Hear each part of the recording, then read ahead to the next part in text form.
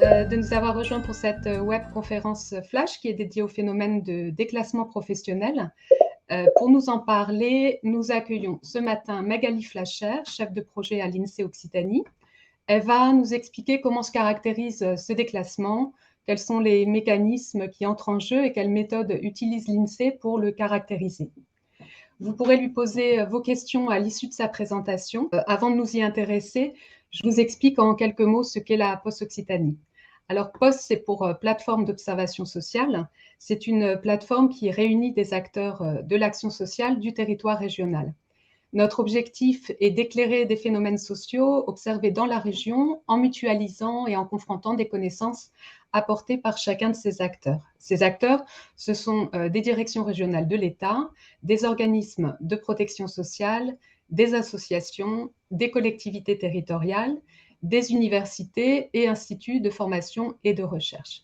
Ils adhèrent à la plateforme sur la base du volontariat. Alors, ce sont des acteurs qui ont des angles de vue différents et complémentaires sur des sujets d'intérêt partagés et c'est ce qui rend la mutualisation de leurs connaissances si riche. Voilà, c'est dans ce cadre et avec cet objectif que nous vous proposons ces événements en ligne. La POS Occitanie, elle est pilotée par l'ADRETS et coordonnée par mon binôme Dominique Terré, qui est statisticienne à l'ADRETS. Je laisse donc la place à Magali et je reviens vers vous à l'issue de cette présentation pour me faire le relais de vos questions et de vos remarques. Et je vais partager maintenant la présentation de Magali. Merci. Alors, le déclassement professionnel, le déclassement tout court d'ailleurs, c'est quelque chose dont on parle, qu'on ressent, mais qu'en fait on s'aventure assez peu à mesurer. Pourquoi? Déjà parce qu'il y a une multitude de façons de le mesurer, et surtout parce que c'est un phénomène qui est complexe et qui met en jeu le fonctionnement d'une société entière. Son marché du travail, ses cursus de formation notamment. Ce que je vous présente là aujourd'hui, ce sont les résultats de travaux qui ont mobilisé toute une équipe à l'INSEE Occitanie l'année dernière. Alors vous le verrez, l'année d'analyse, elle date un peu, mais ça vous commencez à être habitué avec l'INSEE. On est sur du 2017, mais vous le verrez aussi, au final, ça n'a pas vraiment d'importance.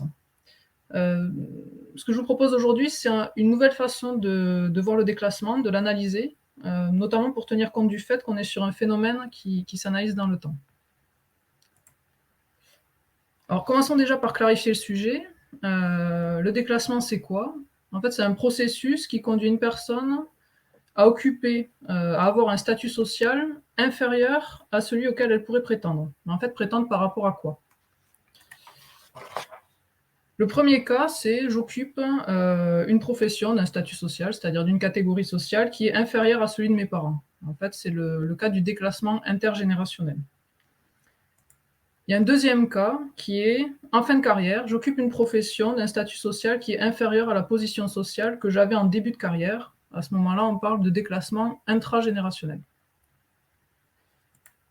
Et enfin, notre troisième type de déclassement, c'est j'occupe une profession d'un statut social qui est inférieur à ce que voudrait mon niveau de diplôme. Par exemple, j'ai une licence qui pourrait me permettre d'avoir un poste de niveau cadre, mais j'occupe un poste de niveau employé. Et c'est bien de ce déclassement-là qu'on va aujourd'hui parler, du déclassement donc professionnel. Alors pour comprendre le phénomène, il y a une image à avoir en tête, c'est celle de la file d'attente. En fait, devant chaque annonce d'emploi, on a une file d'attente qui se forme. Et dans un monde où les formations correspondraient parfaitement aux annonces, chacun se positionnerait en fonction de ses qualifications, compétences, diplômes. Les entreprises, elles, ce qu'elles cherchent, c'est à embaucher les personnes dont les coûts de formation seront les plus faibles. Et elles utilisent notamment le diplôme comme indicateur, en particulier pour les jeunes qui n'ont pas encore d'expérience à valoriser. Donc pour simplifier, elles vont choisir les candidats les plus diplômés. Alors là, ce qu'on voit, nous, c'est que devant notre annonce de cadre, la file est particulièrement longue. Et les individus qui sont en queue de cette file sont les moins bien positionnés. Ils sont relativement moins diplômés que ceux qui sont en tête, et donc ils doivent arbitrer. Soit prolonger l'attente, attendre ce poste de cadre, mais rester au chômage, ou bien changer de file et s'orienter vers des postes qui sont moins qualifiés. On en a quelques-uns qui décident donc de changer de file, et ils se dirigent vers l'annonce de niveau qui est juste en deçà, c'est-à-dire le poste de profession intermédiaire. Ils deviennent alors les plus diplômés de cette file, et concurrence ceux qui étaient justement qualifiés pour ce poste. Et bien évidemment, il se place en pole position pour obtenir le poste. Il se reproduit ensuite la même chose chez les candidats qui sont en queue du poste de niveau de profession intermédiaire, car la file s'est rallongée. Et les candidats en queue de file qui souhaitent dans tous les cas trouver un emploi, ils doivent changer à leur tour de file pour s'orienter vers un poste moins qualifié, qui va être ici celui d'employé. Etc. etc. Bon, maintenant qu'on a compris comment grossièrement fonctionnait le phénomène, on va pouvoir s'aventurer plus loin. Ce que je vais faire, c'est que je vais d'abord vous expliquer tout ce qui peut être mobilisé pour mesurer le phénomène, mais aussi tout ce qui fait qu'on peut mesurer absolument tout et n'importe quoi. Une fois qu'on sera accordé sur une mesure, nous verrons quelles sont les personnes qui sont les plus touchées par le déclassement. Mais on va aller au-delà, et justement c'est ça qui est intéressant, et ce qui fait aussi la particularité de ces travaux, c'est-à-dire qu'on a cherché à mettre en perspective une mesure du phénomène à un instant T, avec tout ce qui a pu se passer auparavant, évolution des métiers, élévation du niveau de diplôme notamment. Et enfin, la dernière partie, elle a pour objectif de placer le déclassement dans un contexte plus large. En fait, avec notre mesure du déclassement, on mesure tout un tas d'autres phénomènes, et par là même, dire qu'il y a du déclassement, ça revient à remettre en cause la norme des qualifications. On y reviendra de toute façon. Alors, cette partie, que j'ai essayé de faire la moins technique possible, elle est nécessaire pour comprendre que la mesure du déclassement, elle est, si ce n'est périlleuse, au moins délicate. Elle dépend d'une part de tout un tas de choix méthodologiques, et d'autre part de ce qui s'est passé auparavant dans la société. Là, mon objectif, c'est un peu de vous montrer comment les choses elles peuvent bouger selon où l'on place le curseur.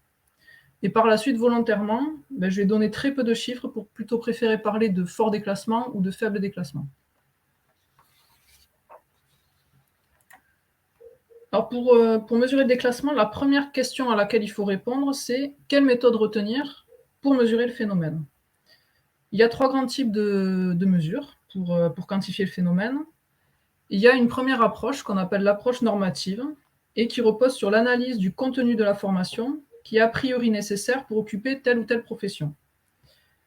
Et du coup, la mesure du déclassement, elle s'appuie sur la comparaison entre le niveau de diplôme détenu et celui qui est en théorie requis pour l'emploi occupé. Alors c'est la méthode qui paraît la plus naturelle, mais qui en fait nécessite un travail fastidieux et surtout une connaissance très large, à la fois des métiers et des cursus de formation.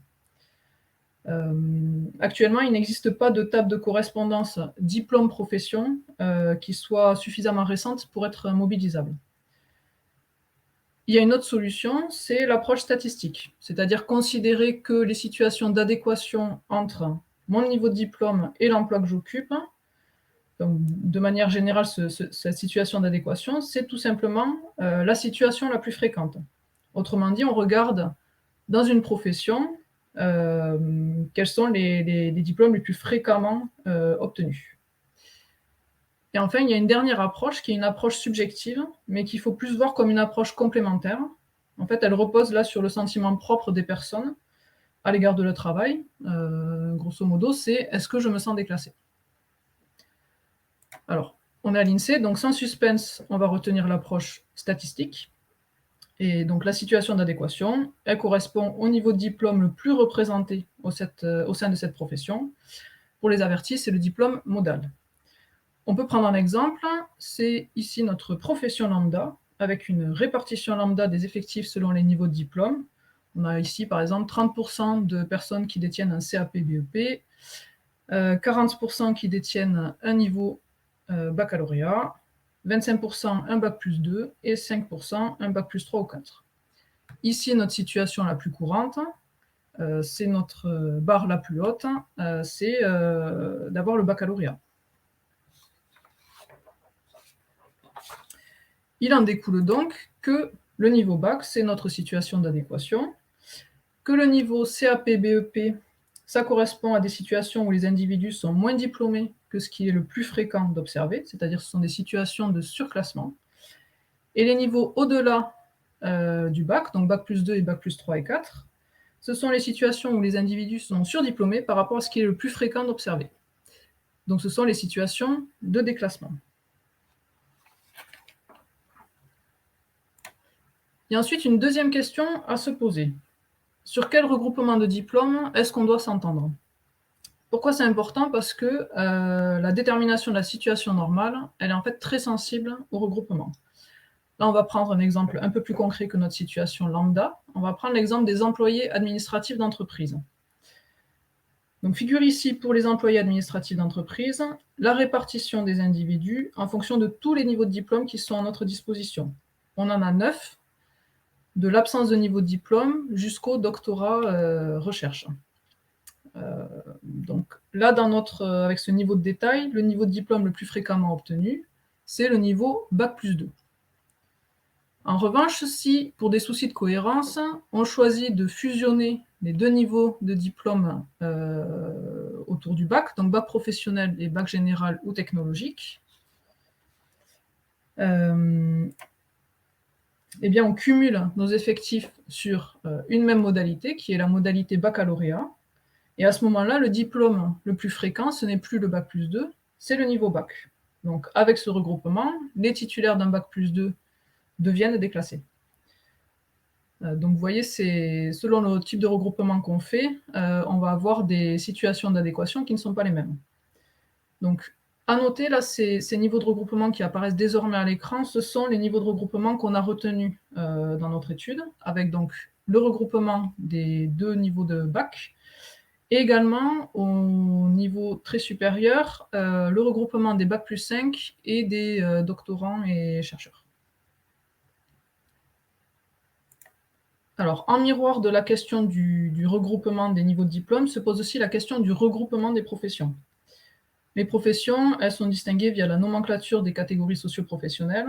On a plusieurs niveaux de détail qui sont à disposition, et en fait, il s'agit de trouver le juste milieu entre le niveau de détail le plus fin, mais dans lequel on se perd, et les grands ensembles que sont cadres, professions intermédiaires, employés ouvriers, qui en soi constituent des ensembles qui sont en fait très hétérogènes. Donc, en règle générale, on a recours au niveau de détail numéro 2, c'est celui qui est affiché ici, le niveau 2. Globalement, c'est le bon niveau. La plupart regroupent bien des métiers homogènes, c'est-à-dire avec des niveaux de diplôme homogènes. Mais il a fallu tout de même retravailler quelques niveaux de catégories socio-professionnelles, en raison de métiers et niveaux de diplôme très disparates à l'intérieur de certaines d'entre elles, et aussi car on souhaitait, autant que faire se peut, isoler les métiers de la fonction publique, qui ont des problématiques de déclassement qui sont assez fortes. Alors, par exemple, si on prend la CS 41, profession intermédiaire de l'enseignement, de la santé, de la fonction publique et assimilée, qui sont donc à planer le Capharnaüm, ce niveau de CS regroupe des métiers très spécifiques de l'enseignement et de la santé, avec un niveau de diplôme qui est autour du Bac+3, et aussi les métiers administratifs avec un niveau de diplôme plutôt autour du baccalauréat. Et en plus, c'est une catégorie qui mixe à la fois des métiers du privé et des métiers du public. On l'a donc séparé en deux. Alors, tout cet exercice-là de détermination des situations les plus fréquentes au sein de chaque profession, c'est bien sûr un exercice qui a été fait au niveau national. De cette manière, on a une mesure nationale du déclassement, et les régions vont ensuite pouvoir se positionner par rapport à cette moyenne nationale. Alors, concrètement, qu'est-ce que ça donne au final? Alors, dans ce tableau, vous avez en ligne les niveaux de catégories socio-professionnelles qui ont été retenus, et en colonne, les niveaux de diplôme qui ont été retenus. À l'intersection en gris, pour l'instant, ce qui figure, ce sont les situations d'adéquation, c'est-à-dire les niveaux de diplôme les plus fréquemment détenus pour chaque profession en 2017 au niveau de la France métropolitaine. Donc, par exemple, dans la première ligne, les cadres de la fonction publique détiennent le plus souvent un diplôme de niveau Bac+5 ou au-delà. Alors, une première chose à noter, c'est que pour certaines professions, la situation d'adéquation, elle s'étend sur deux niveaux de diplôme. Par exemple, le cas qui est ici met en évidence, celui des employés de commerce. On a les modalités de diplôme CAP, BEP et baccalauréat qui ont des poids très proches, autour de 30% des effectifs. Donc, par souci de cohérence, on regroupe ces modalités. Alors, de nos situations d'adéquation se déduisent donc les situations de surclassement, qui sont ici en jaune, et de déclassement, qui sont ici en bleu. Ce tableau-là qui présente nos 3 situations, surclassement, adéquation, déclassement, c'est ce qu'on va appeler notre matrice de déclassement.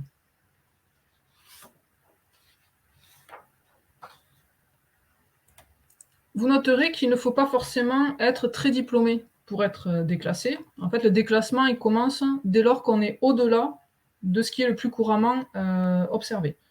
Donc, il commence au niveau bac, chez les ouvriers notamment. Vous noterez également qu'il existe beaucoup de situations dans lesquelles le niveau de diplôme est largement inférieur au niveau de diplôme le plus fréquent. Ce sont nos situations de surclassement. Là, on est en fait dans le cas d'individus qui sont souvent à un stade avancé de leur carrière et qui ont pu valoriser leur expérience. Et enfin, certains ont peut-être noté qu'il n'apparaît pas de déclassement dans les professions de niveau cadre. En fait, ce n'est pas parce que ces situations n'existent pas, c'est car on a regroupé les niveaux de diplôme les plus élevés. C'est-à-dire qu'on ne va pas isoler les doctorants qui sont sur des postes de cadre, par exemple. Donc ce sont bien des situations qui existent, mais que pour le coup, on ne mesure pas.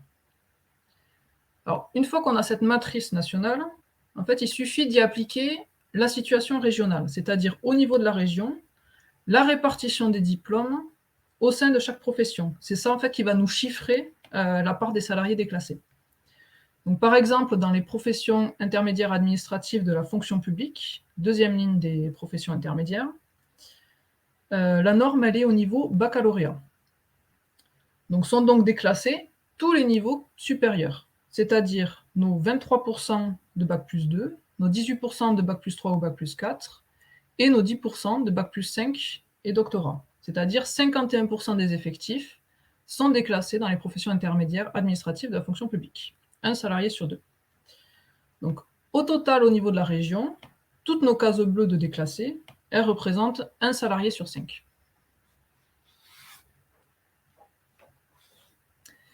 Et enfin, la dernière question à laquelle il faut répondre, quand on cherche à mesurer le déclassement, c'est si je me lance dans une étude sur le déclassement, est-ce que je peux prendre la matrice de déclassement, la dernière disponible, même si elle date un petit peu, ou est-ce que je dois systématiquement utiliser une matrice construite sur mon année d'analyse? C'est une question importante en fait, parce que si on mesure le déclassement à partir d'une matrice d'une année passée, le risque c'est de surestimer le phénomène, en ne tenant pas compte de l'élévation des qualifications requises ou du phénomène d'inflation des diplômes. C'est quelque chose sur lequel on reviendra par la suite. Et par contre, si on utilise une mesure à partir d'une matrice de l'année d'analyse, on risque au contraire de sous-estimer le phénomène en considérant comme normal des situations qui ne l'étaient pas auparavant. Pour s'en convaincre, il suffit de regarder la répartition des diplômes au sein de chaque profession à 10 ans d'intervalle. Alors, sur ce tableau, j'essaie de faire le plus clair possible, mais c'est pas encore tout à fait ça. Vous avez pour chaque profession 2 lignes, avec d'abord en gris la situation d'adéquation en 2017 et en jaune la situation d'adéquation en 2007. Les professions qui sont mises en rouge sont les professions pour lesquelles la situation d'adéquation s'est élevée. Autrement dit, celles pour lesquelles on a eu un glissement vers le haut de la norme de diplôme, on va dire. Et justement, on visualise bien cette élévation du niveau de diplôme. Si on prend par exemple les employés de commerce, qui sont les 3e dans la catégorie des employés, en 2007, la situation la plus fréquente, c'était d'avoir un CAP ou un BEP. Et en 10 ans, donc en 2017, sous l'effet de la hausse du niveau de diplôme, on a de plus en plus de bacheliers, ce qui fait que la norme, la situation d'adéquation, donc elle s'est déplacée et c'est devenu notre double mode CAP, BEP et baccalauréat. Donc ça signifie que la mesure du déclassement de 2017, elle a en fait absorbé l'élévation du niveau de diplôme, ce qui mécaniquement va diminuer le risque de déclassement.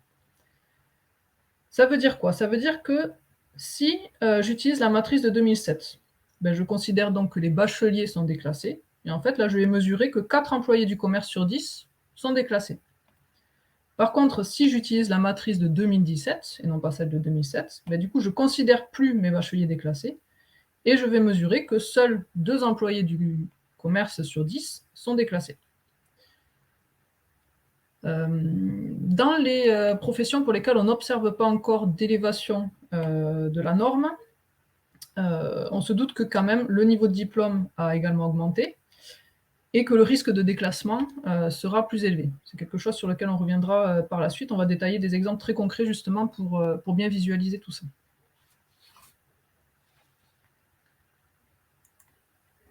Alors tout ça pour dire quoi? Tout ça pour dire que, en fait, on n'a pas vraiment d'intérêt à mesurer une évolution du déclassement, puisque le déclassement lui-même, il résulte d'évolutions qui sont plus larges du marché du travail et des cursus de formation. Ce qui fait sens, c'est plutôt d'avoir une approche qui est en deux temps. D'abord en quantifiant le phénomène à un instant T, avec une matrice, peut-être pas forcément de l'année d'analyse, mais en tout cas récente. C'est d'ailleurs ce qui est traditionnellement fait dans les études sur le déclassement, c'est ce qui permet d'aller regarder notamment, indépendamment des professions, qui sont les individus les plus touchés par le déclassement professionnel. Ça va être justement l'objet de notre partie 2. Et ensuite, ce qui est intéressant, c'est de mettre en perspective cette mesure du phénomène, c'est-à-dire étudier ce qu'il s'est passé auparavant, comment le niveau de diplôme a progressé dans chaque profession, et surtout pour quelles raisons. Ça, c'est l'objet de la partie 3, et c'est justement l'apport de notre étude. Alors, qui sont les personnes les plus touchées par le déclassement professionnel? On a plusieurs facteurs individuels qui favorisent le déclassement, qui peuvent être isolés. Il y a le fait d'être jeune, d'être détenteur d'un diplôme de niveau Bac plus 3 ou 4, d'avoir un contrat précaire, de travailler loin des pôles d'emploi, d'être immigré, etc. J'en profite pour préciser la définition d'une personne immigrée. Est considérée comme immigrée toute personne résidant en France, née à l'étranger et n'ayant pas la nationalité française à la naissance. Ça veut dire quoi? Ça veut dire qu'un immigré peut être de nationalité étrangère ou de nationalité française, s'il a acquis ultérieurement. Alors nous, ce qu'on va faire là, c'est qu'on va se focaliser sur les deux facteurs qui sont les plus discriminants, c'est-à-dire le fait d'être jeune, notamment les salariés de moins de 30 ans sont dans 3 cas sur 10 déclassés, et pour comparaison, ce n'est le cas que d'un salarié de 60 ans sur 10. Et ensuite, autre facteur discriminant, c'est le fait d'être détenteur d'un niveau de diplôme Bac plus 3 ou 4. Ces diplômés sont dans plus de 4 cas sur 10 déclassés. Alors, pourquoi le déclassement? C'est avant tout une problématique de jeunesse, c'est-à-dire une problématique en fait, de début de carrière. La première raison, c'est que le diplôme, quand on est jeune, ça constitue pour l'essentiel le seul signal pour les entreprises du potentiel des individus. Quand on rentre sur le marché du travail, on a en effet pas ou peu d'expérience à valoriser. Donc ça veut dire plus de risques de déclassement face à des candidats plus âgés, donc plus expérimentés. La deuxième raison, c'est qu'on a un allongement de la durée des études qui s'est traduit par une élévation du niveau moyen de formation initiale. Donc en plus d'être moins expérimentés que leurs aînés, eh bien, les sortants du système scolaire sont aussi plus diplômés. Donc forcément, ça fait de nouveau plus de risques de déclassement. Dans le même temps, eh bien, les emplois sont en moyenne de plus en plus qualifiés. Le problème, c'est que ces deux mouvements, élévation du niveau moyen de diplôme et élévation de la qualification des emplois, eh bien, ils ne s'opèrent pas au même rythme. On a le premier qui est beaucoup plus rapide que le second.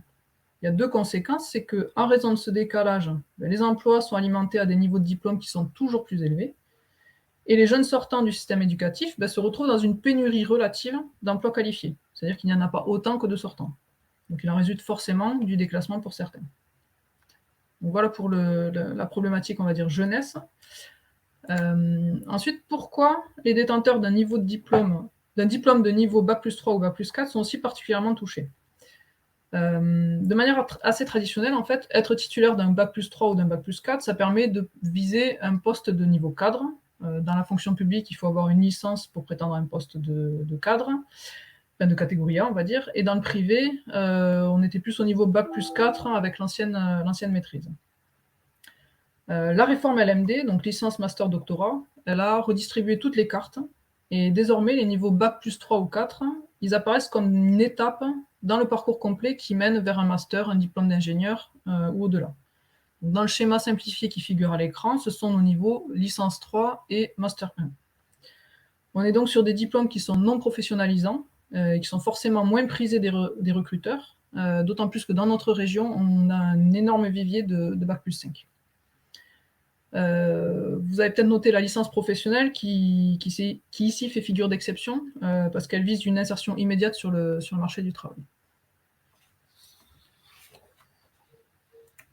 Alors, nos deux premières parties, là, elles ont commencé à expliciter le fait que le déclassement, c'est un phénomène qui est mouvant. Au sein même des différentes professions, on a donc le déclassement qui s'explique en fait selon une combinaison de déterminants individuels à un instant T, mais aussi selon l'évolution même de cette profession.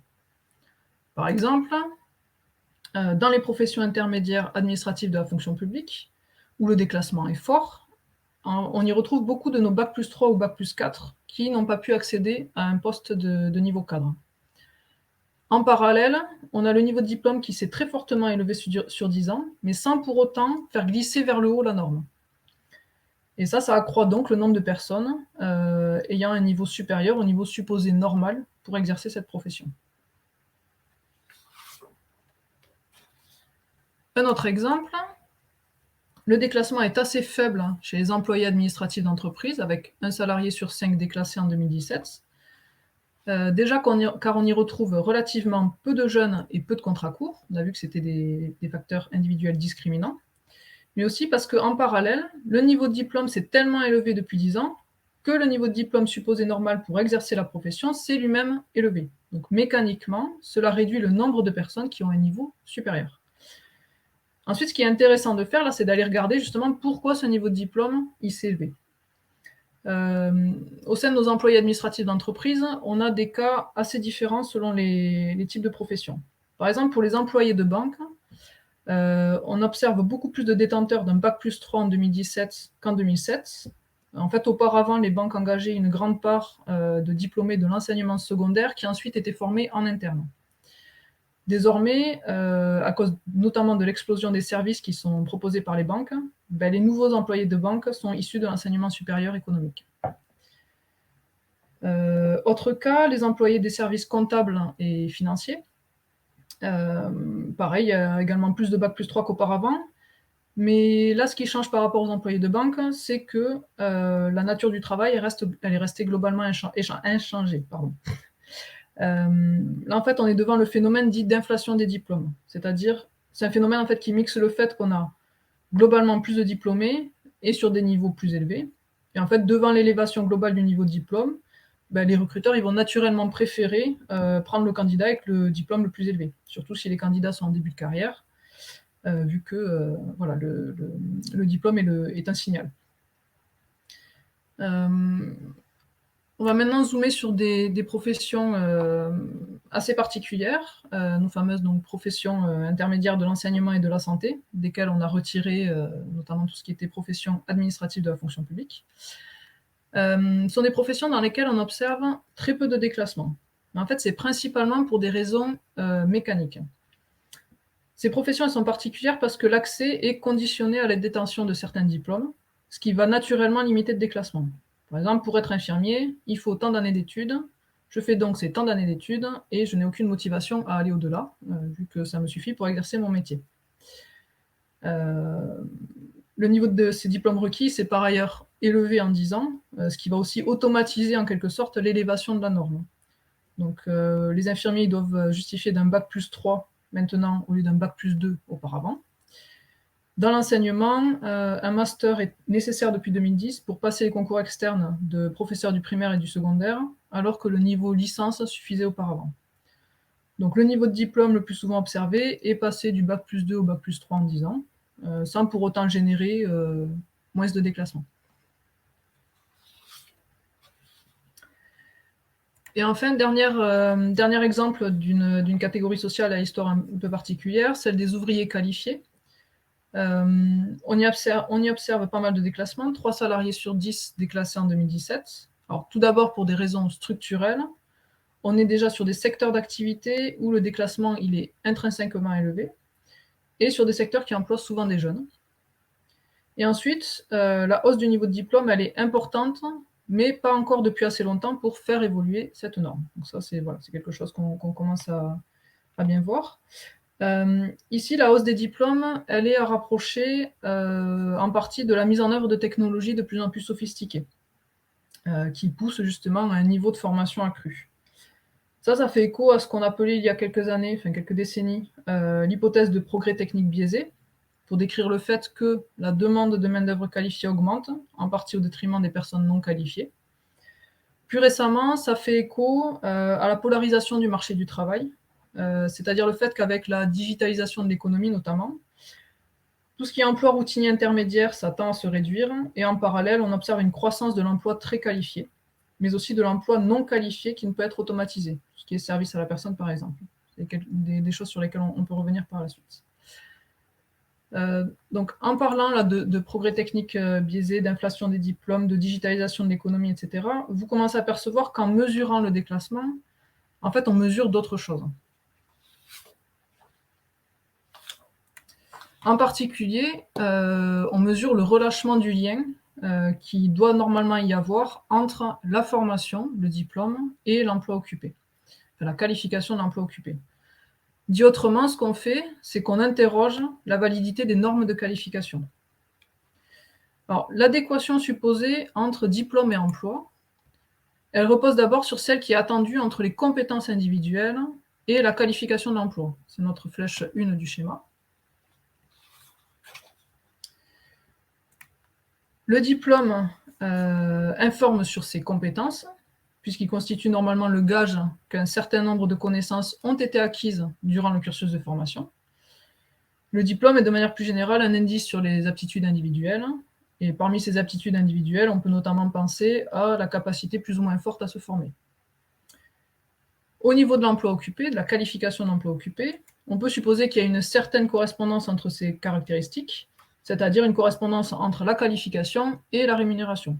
On s'attend en effet à ce que pour une spécialité professionnelle donnée, la hiérarchie des salaires, elle corresponde à celle des qualifications.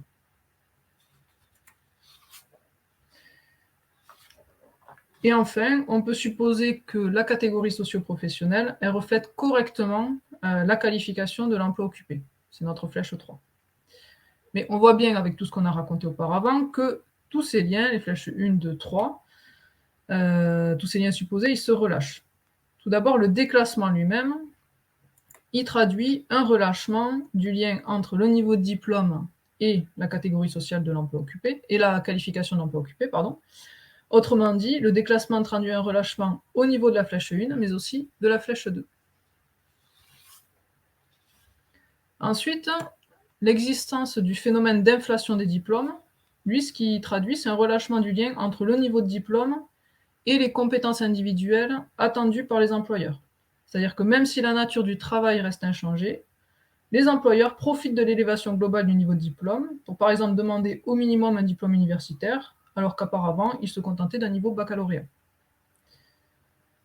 Et enfin, avec les mises en œuvre de technologies de plus en plus sophistiquées, avec la transition numérique, certains emplois deviennent plus qualifiés sans pour autant changer de catégorie socio-professionnelle. On a donc une atténuation du lien entre la qualification d'emploi et la catégorie socio-professionnelle. Pour résumer, qu'est-ce qui se passe? Déjà, on a une déformation vers le haut de la structure des qualifications, puisque la montée en qualification des emplois se traduit par une augmentation de la part des catégories socio-professionnelles de niveau supérieur, ce qui est cadre, ingénieur et profession intermédiaire. Ensuite, pour toutes les professions qui ne nécessitent pas un diplôme qui est directement adapté à la profession, c'est-à-dire les professions de la santé, de l'enseignement dont on a parlé précédemment, notamment, on observe un brouillage des qualifications. Pourquoi? Parce que les embauches elles concernent in fine des jeunes de tous les niveaux de formation, enfin des gens d'ailleurs de tous niveaux de formation. Donc sur un poste de niveau employé, peuvent aussi bien être embauchés des diplômés de niveau bac, que bac plus 2, que bac plus 3, etc. Autrement dit, on ne sait plus quelle qualification raccrocher au métier, et ça interroge la validité même des normes de qualification, d'autant qu'elles sont fondées sur le principe d'une relation d'équivalence entre les formations et les emplois. Et tout ceci s'est accentué par un niveau de diplôme qui s'élève plus rapidement que le niveau de qualification des emplois. Alors, quelle réponse on a devant ce flou artistique? Déjà, il y a une volonté de rapprocher le contenu des formations des besoins des entreprises. On le voit avec la rénovation de la voie professionnelle, avec les CAP, Bac Pro. On le voit également avec les politiques volontaristes de développement de l'apprentissage, la professionnalisation également des études supérieures, mise en place de licences professionnelles, des masters. En parallèle, ce qu'il est nécessaire de faire, c'est d'anticiper sur les métiers de demain. À cette fin, il y a par exemple France Stratégie, qui publie régulièrement des papiers sur le sujet, dont un très récemment, ce mois-ci ou le mois dernier, sur les métiers en 2030. Et enfin, il apparaît pertinent de désormais valoriser les compétences autant que les diplômes. C'est ce que font d'ailleurs déjà les entreprises pour leurs embauches. Elles sont déjà passées d'une logique de qualification à une logique de compétences. Et la qualité professionnelle des salariés, elle est alors établie au regard d'un triptyque. On va avoir un socle de compétences métiers qui détermine expertise. On va avoir un socle de compétences transversales, notamment relationnelles, qui vont caractériser les capacités des salariés à gérer la relation de service, par exemple. Et enfin, des qualités professionnelles, on va dire, qui désignent leur capacité à faire preuve d'autonomie, d'initiative et de responsabilité dans l'exercice de leurs activités. Côté fonction publique, ce sont nos fameux savoir, savoir-faire et savoir-être. Voilà, j'en ai désormais terminé pour le sujet. J'espère ne pas vous avoir trop perdu et je vous remercie. Merci Magali pour cette présentation. Alors, Monsieur Coubier, qui pose une question qu'il a posée en tout début, donc qui a trait finalement à ce que tu as expliqué sur le relâchement du lien d'adéquation entre diplôme et emploi, mais je te laisse juge.